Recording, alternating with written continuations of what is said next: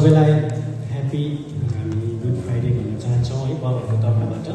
विशेष यो गीत जुन चाहिँ म गाउन गइरहेको छु, यो गीत चाहिँ धेरैपल्ट यो मण्डलीमा गाएको गीत हो। हाम्रो पास्टर बाबुहरूले, मैले पनि गाएको धेरै 20 इयर्स ब्याक होला, 20-25 इयर्स ब्याक गाएको गीत फेरि पनि आज परमेश्वरले हामीलाई मौका दिएको छ आजको दिनमा तपाईँको अगाडि राख्नको लागि।